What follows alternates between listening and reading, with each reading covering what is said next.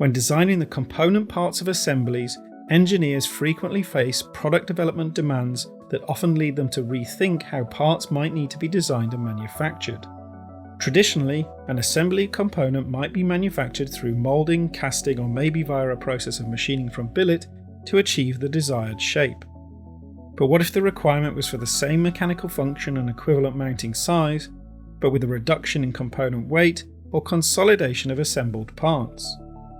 Even the most capable of design engineers will be limited in the number of possible design iterations they can produce in a given time. Generative design changes this.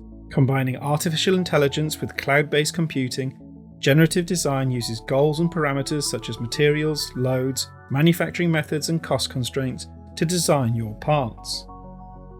Unlike topology optimization, generative design explores hundreds or even thousands of possible permutations of a solution, testing and learning from each iteration what works and what doesn't.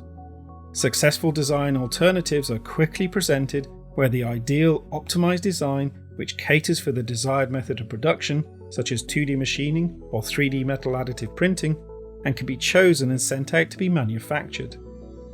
If the critical requirement is to reach the minimal weight of a component, for example to reduce the energy required to rotate a mechanism, then 3D metal additive printing might be the best solution.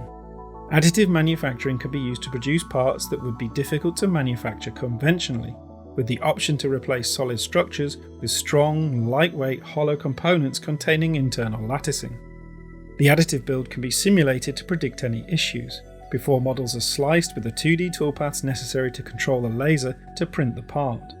Printed parts can then be quickly and easily machined for accurate final finishing. In this example, you saw Autodesk Inventor for the CAD design and assembly modelling, and Autodesk Fusion 360 for the cloud-based generative design. Autodesk NetFab for the additive print simulation and manufacture, and Autodesk PowerMill for the toolpath creation and machining. So whether you're looking for additive or subtractive processes, or a hybrid of the two, standardizing on Autodesk technology will help you to make anything.